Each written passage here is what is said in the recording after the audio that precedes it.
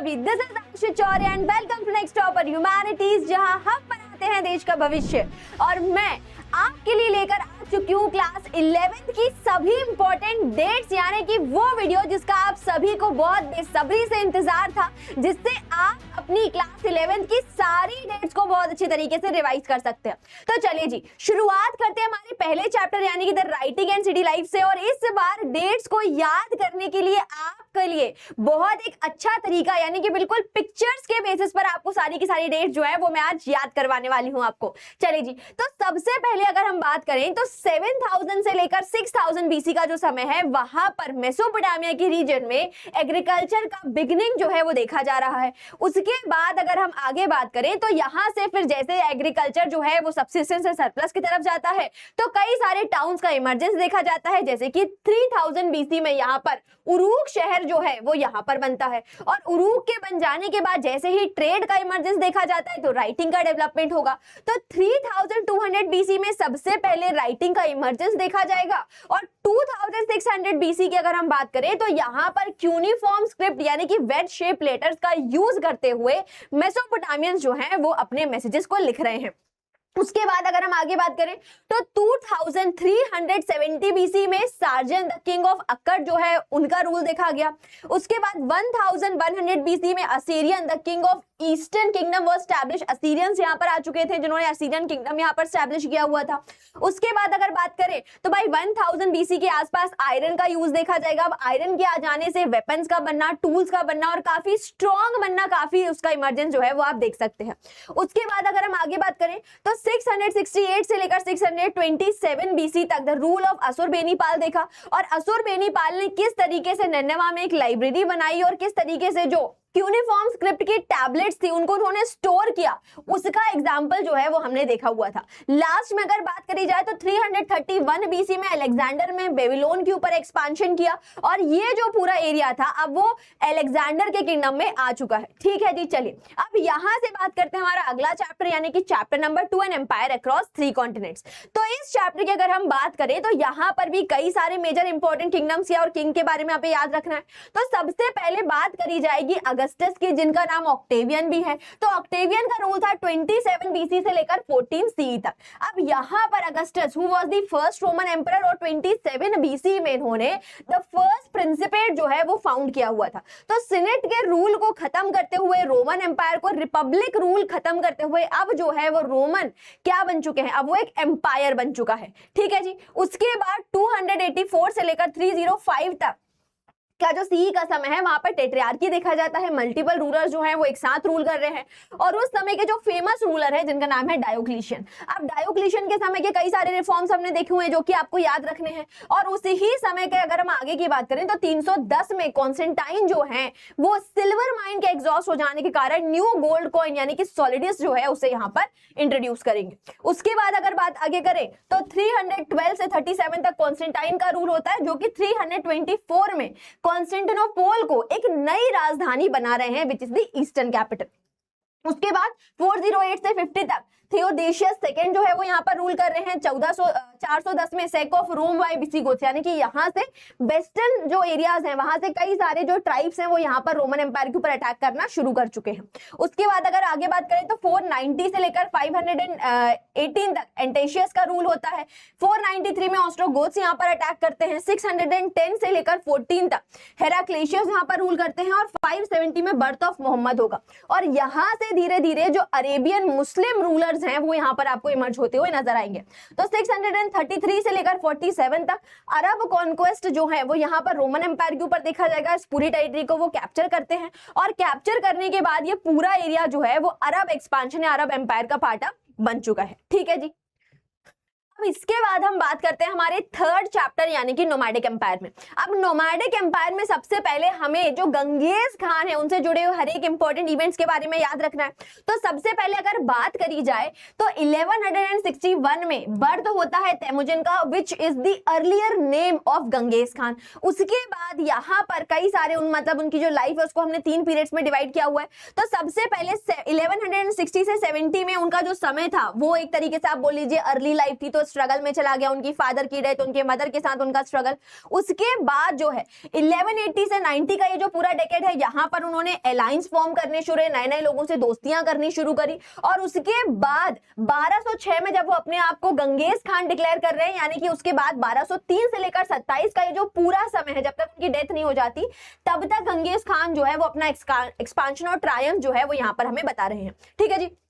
तो 1206 में Temujin proclaimed himself as the Genghis Khan और the universal ruler of the Mongols. उसके बाद 227 में डेथ हो जाती है गंगेज खान की। अब गंगेज खान की डेथ हो जाने के बाद उनके जो सक्सेसर्स हैं वो अब किस तरीके से अपना एक्सपांशन कर रहे हैं वो हमने यहाँ पर देखना है। तो सबसे पहले अगर बात करी जाए तो 1236 से लेकर 42 का जो पूरा वेस्टर्न एरियाज है वहां पर एक्सपांशन करे जाएंगे, जैसे कि रशियन स्टेपीज में, पोलैंड में, हंगरी में।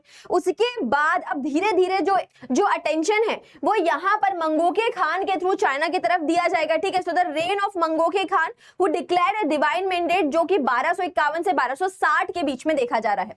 देन 1255 से 13 तक अब जो ईरान, इराक, चाइना, सीरिया, ये सभी रीजन्स जो हैं इन्हें वन बाय वन करके गंगेज खान के जो सक्सेसर्स हैं वो कैप्चर कर रहे हैं। 1295 से 1304 तक गजन खान जो है वो यहाँ पर ईरान के रूलर बनते हैं और इल खाने डायनेस्टी जो है वो यहाँ पर उन्होंने स्टैब्लिश करी। चाइना में एक और डायनेस्टी आई जिसका नाम हुआ युआन डायनेस्टी। और अब जो है धीरे धीरे अगर हम बात करें तो 1368 में युआन डायनेस्टी का एंड जो है वो चाइना में हमने देखा हुआ था।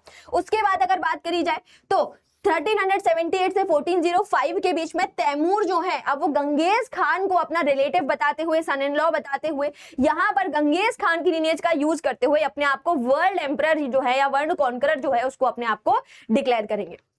अब यहाँ से अगर हम बात करें हमारे अगले चैप्टर यानी कि 3 ऑर्डर्स की, सो 3 ऑर्डर्स में भी अलग अलग अपने डेवलपमेंट देखे। तो सबसे पहले हमने देखा 481 सी में यहाँ पर क्लोविस जो है who become the king of France, यानी कि जो वेस्टर्न पार्ट में जो अलग अलग ट्राइब्स थी उनमें से जो फ्रैंक ट्राइब है वहां पर उन्होंने अपना एक स्टेट बनाना शुरू किया और उसके जो किंग थे वो थे Clovis. So this Clovis led to the foundation of the Frankish kingdom. अब ये जो फ्रैंक्स है ये आगे जाकर क्रिश्चियनिटी में कन्वर्ट हो जाते हैं। सो 496 सी में क्लोविस अडॉप्टेड द क्रिश्चियनिटी और चर्च जो है वो धीरे धीरे पॉलिटिकल पावर को गेन करना शुरू कर रहा है।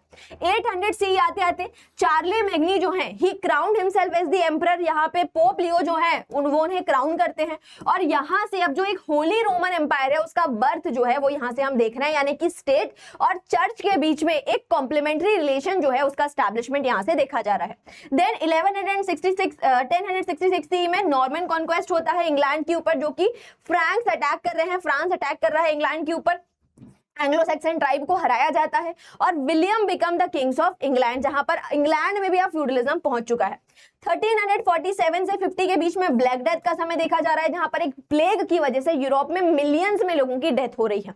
देन अगर हम बात करें तो 1381 में कई सारे पीजेंट्स रिवोल्ट देखे जा रहे हैं, जब किंग जो है वो दोबारा से मनी इकोनॉमी से दोबारा से लेबर इकोनॉमी यानी कि लेबर रेंट के ऊपर शिफ्ट कर रहे हैं। उसके बाद अगर हम अगले चैप्टर में चले यानी कि चेंजिंग द कल्चरल ट्रेडिशन। अब इस चैप्टर में अगर मैं आपको बताऊं तो एक ही समय की बात हो रही है और उस समय में कौन कौन से डेवलपमेंट्स हैं जो आपको यहाँ पे याद रखना है।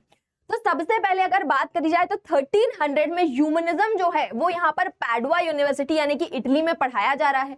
उसके बाद 1341 में पेट्रियार्क जो है ही was given as the title of the poet laureate in Rome. उसके बाद 1390 में जॉफ्री चौसर जो है वो चर्च की आप एक तरीके से बोल लीजिए डेरोगेटरी प्रैक्टिसेस के ऊपर यहाँ पर कैंटरबरी टेल्स नाम की किताब लिख रहे हैं। 1436 में ब्रुनेशली जो है वो यहाँ पे ड्यूमो जो है मतलब एक चर्च जो है उसका डोम जो है वो यहाँ पर पेंट कर रहे हैं, उसे बना रहे हैं। 1453 में ओटोमन एम्पायर का रूल आ जाता है और ओटोमन एम्पायर के रूल आ जाने के कारण अब क्योंकि यूरोप के जो लैंड रूट्स हैं वो कहीं ना कहीं ब्लॉक हुए तो now they will started discovering the new sea routes. ठीक है जी। उसके बाद 1454 में गुटेनबर्ग जो है he started the use of printing press, Bible print किया गया। 1492 में कोलंबस जो है वो अमेरिका पहुंच चुके हैं। 1495 में लियोनार्डो दा विंची जो है उन्होंने लास्ट सपर को पेंट किया हुआ है। 1512 में माइकलैंजेलो सिस्टाइन चैपल की जो सीलिंग है उसे पेंट करते हैं और 1522 में मार्टिन लूथर जो है वो बाइबल का ट्रांसलेशन करते हैं आपकी जर्मन लैंग्वेज में। ठीक है जी। उसके बाद एकेडमी ऑफ साइंस जो है वो यहाँ पर पेरिस में बनना शुरू होता है। तो ये सभी डेवलपमेंट जो है वो हमने इस चैप्टर में देखने हैं। अब इसके बाद हम हमारे अगले चैप्टर पे चलते हैं यानी कि डिस्प्लेसिंग द इंडिजिनियस पीपल। इसमें सबसे पहले हम बात करेंगे कनाडा की, तो कनाडा में कौन कौन से डेवलपमेंट्स हुए। तो 1774 में क्यूबेक एक्ट आता है। उसके बाद 1791 में कनाडा जो है है उसे कॉन्स्टिट्यूशनल पावर दिए जाते हैं, कॉन्स्टिट्यूशनल एक्ट यहाँ पर स्टैब्लिश होता है। 1859 में कनाडा में भी गोल्ड रश हुआ, जिसकी वजह से कई सारे जो यूरोपियंस है वो कनाडा की तरफ शिफ्ट होने शुरू हुए थे। 1861 में कन्फेडरेशन ऑफ कनाडा बन रहा है, और 1869 से 85 के बीच में जो रेड रिवर रिबेलियन जो है, जो कि मेटीज इन कनाडा कर रहे हैं, मतलब कि किस तरीके से अब जो नेटिव्स हैं वो अपने राइट्स की बात करते हैं, वो यहाँ पर हमने कनाडा में देखा हुआ। अब उसके बाद अगर हम बात करें अमेरिका की, तो अमेरिका में अब धीरे धीरे क्योंकि कई सारे यूरोपियन पावर्स आए, तो यहाँ पर उन्होंने जो उनकी ईस्टर्न बाउंड्रीज थी वहां पर उन्होंने कॉलोनीज बनानी शुरू कर चुके थे। तो 1507 में सबसे पहले आते हैं अमेरिगो ड वेस्पुची, जिनकी जो ट्रैवल्स है वो पब्लिश होती है, और उसको देखते हुए कई सारे यूरोपियन जो हैं वो अमेरिका की तरफ आते हैं।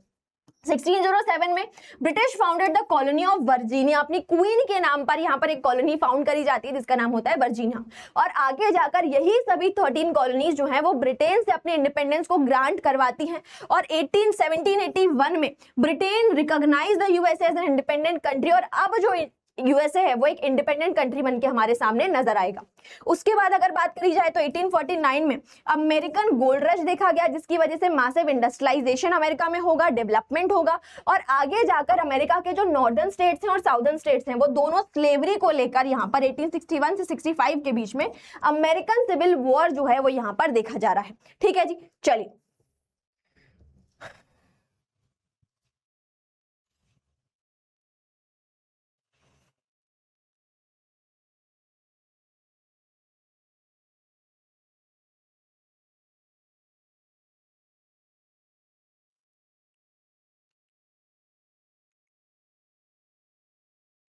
अब इसके बाद हम बात करते हैं ऑस्ट्रेलिया के बारे में कि ऑस्ट्रेलिया में कौन कौन से डेवलपमेंट्स हुए। तो 1770 में सबसे पहले जेम्स कुक जो हैं वो बॉटनी बे पर पहुंचते हैं, और यहां पर जाकर इस एरिया का नाम रख देते हैं द न्यू साउथ वेल्स, यानी कि जिस तरीके से लंदन में वेल्स है वैसे ही उन्होंने यहाँ पर साउथ इंडिया में, या फिर आप बोल लीजिए साउथ वर्ल्ड में जो एक नया वेल्स ढूंढा हुआ है उसका उन्होंने नाम रख दिया था न्यू साउथ वेल्स। उसके बाद 1850 में ऑस्ट्रेलियन कॉलोनीज जो है उन्हें सेल्फ गवर्नमेंट ग्रांट कर दी जाती है। 1851 में चाइनीज इमिग्रेंट्स का यहाँ पर आना शुरू हुआ, जिसकी वजह से इंडस्ट्रियलाइजेशन किया गया, मॉडर्नाइजेशन किया गया। उसके बाद 1855 में इस ही पॉलिसी को भी स्टॉप कर दिया गया ताकि बहुत सारे एशियंस जो हैं वो ऑस्ट्रेलिया में ना आ जाएं, और कहीं ऑस्ट्रेलिया यूरोपियंस की जगह एशियन के कब्जे में ना चला जाए। उसके बाद अगर बात करें तो 1901 में फेडरेशन ऑफ ऑस्ट्रेलिया बनाया जाता है, जिसमें 6 स्टेट्स के साथ एक नया कंट्री, एक नया स्टेट जो है वो ऑस्ट्रेलिया को बनाया जा रहा है। 1911 की अगर बात करें तो यहाँ पर कैनबरा को इसकी कैपिटल बनाया जाएगा। 1974 में व्हाइट ऑस्ट्रेलियन पॉलिसी जो है उसे खत्म किया गया और एशियन इमिग्रेंट्स को ऑस्ट्रेलिया में अलाउ किया गया। तो यहां से हमने विंड ऑफ चेंजेस की बात करी। तो उसके बाद 1992 में जो टेरा नलिस जो पॉलिसी थी, है ना, जिसे कहा जा रहा था कि Australia belongs to no one, Australia किसी का भी नहीं है, इस पॉलिसी को खत्म किया गया ऑस्ट्रेलियन हाई कोर्ट से। और अब एक नेशनल सॉरी डे जो है वो भी यहाँ पर आगे जाकर मनाया जाएगा। ठीक है जी, चलिए अब यहाँ से हम हमारे लास्ट चैप्टर यानी कि पार्ट्स ऑफ मॉडर्नाइजेशन की बात करेंगे। तो सबसे पहले बात करी जाएगी जापान की। जापान में 1 बाय 1 करके कई सारे डेवलपमेंट जो है वो यहाँ पर देखे जा रहे हैं। तो सबसे पहले अगर बात करी जाए कि जापान किस तरीके से फ्यूडलिज्म से मॉडर्नाइजेशन की तरफ जा रहा है, तो 1603 में टोकुगावा एस्टैब्लिश द एडो शोगनेट्स। आगे जाकर इसी ही शोगनेट्स को डिस्ट्रॉय किया जा रहा है। तो 1864 में जब मेजी रेस्टोरेशन हुआ तो उससे इंपीरियल रूल को एस्टैब्लिश किया गया और जो फ्यूडल सिस्टम अभी तक जापान में था उसे यहाँ पर डिस्ट्रॉय किया गया था। मेजी रेस्टोरेशन के आ जाने के बाद कई सारे रिफॉर्म्स करे गए इंडस्ट्रियलाइजेशन में, एजुकेशन में, हर स्फेयर में। और 1889 में एक नया कॉन्स्टिट्यूशन यानी कि मेजी कॉन्स्टिट्यूशन जो है उसे इनैक्ट किया जा रहा है। 1904 में जापान जो है वो रशिया के साथ वॉर कर रहा है। 1910 में जो कोरिया है उसे अपनी कॉलोनी बना रहा है, अपने इंपीरियलिज्म को शो कर रहा है। 1941-45 के बीच में पैसिफिक वॉर हो रहा है, जहां पर जापान जो है वो यहाँ पर अपने इंपीरियल एक्सपांशन को शो करने की कोशिश कर रहा है। और 45 से 46 के बीच में जब इस तरीके से 45 में जब हिरोशिमा और नागासाकी के ऊपर न्यूक्लियर अटैक हुए तो अब जापान जो है आगे जाकर अपनी इस एक्सपांशन की पॉलिसी को विड्रॉ करता है और यहां पर पीस मेंटेन करने की कोशिश करेगा। So US led occupation of Japan, implementation of the democratic and the demilitarisation policy by the Japan. चलिए अब इसके बाद लास्ट यानी कि चाइना की बात कर लेते हैं, यानी कि चाइना में कौन कौन से डेवलपमेंट्स हुए। तो 1644 से 1911 तक क्विंग डायनेस्टी यहां पर रूल कर रही है। 1839 से 60 के बीच में 2 ओपियम वॉर हमने देखी, जहां पर एक ट्राइपेट्राइड स्ट्रगल यानी कि इंडिया, चाइना और ब्रिटेन के बीच में हमने देखा हुआ था। उसके बाद अगर हम बात करें तो 1912 में, अब सन यात सेन जो है वो इंपीरियलिज्म से डेमोक्रेसी की बात करते हैं, for that he establish a गाओ मिंडांग पार्टी, और चाइना को वो रिपब्लिक बनाने की बात कर रहे हैं। उसके बाद अगर हम आगे बात करें तो 1990 में फोर्थ में रेवोल्यूशन या फोर्थ में मूवमेंट देखा जा रहा है, जो कि डेमोक्रेसी को स्टैब्लिश करने के लिए लाया जा रहा है। 1912 में चाइनीज कम्युनिस्ट पार्टी जो है वो फॉर्म होती है, और अब चाइना को कम्युनिज्म बनाने के लिए और गाओ मिंडांग के अगेंस्ट जो एक नया मूवमेंट जो कम्युनिस्ट पार्टी लॉन्च कर रही है वो यहाँ से हमने देखना है। तो 1904 में लॉन्ग मार्च होता है। 1949 में फाइनली चाइना इंडिपेंडेंट हो जाता है, और पीपल्स रिपब्लिक ऑफ चाइना जो है वो स्टैब्लिश होता है, जहां पर जो आप एक तरीके से बात करेंगे कि चियांग काय शेक जो है वो ताइवान को लेकर एक तरीके से अपना एक नया राज्य जो है, अपना नया स्टेट जो है वो बनाने की कोशिश करेंगे, जिसे रिपब्लिक ऑफ चाइना भी कहा जाएगा। तो मेन लैंड ऑफ चाइना उसे पीपल रिपब्लिक ऑफ चाइना, और जो ताइवान में चियांग काय शेक बना रहे हैं उसे रिपब्लिक ऑफ चाइना कहेंगे। 1966 में कल्चरल रेवोल्यूशन देखा जाएगा, जहां पर माओ जो है वो अपने प्रिंसिपल्स को लोगों को बताने की कोशिश करेंगे, दोबारा से पॉपुलैरिटी गेन करने की कोशिश करते हैं। और 1978 में Deng Xiaoping initiate the fourth modernisation, और जहां पर अब सोशलिज्म की जगह, कम्युनिज्म की जगह चाइना जो है वो इंडस्ट्रियलाइजेशन के ऊपर, प्राइवेटाइजेशन के ऊपर फोकस करता है। तो ये सभी इंपॉर्टेंट टाइमलाइंस जो है, सभी डेट जो है, जो कि आपको याद रखनी है अपने इंपॉर्टेंट पर्सपेक्टिव से। अब अगर मैं आपको बताऊं कि इसके अलावा आप और कौन सी चीजें देखना चाहते हैं जिसकी वजह से आपके बहुत अच्छे से एग्जाम में रिविजन कर सके, तो बिल्कुल बताइए। टिल देन पढ़ते रहिए, आगे बढ़ते रहिए। Thank you so much.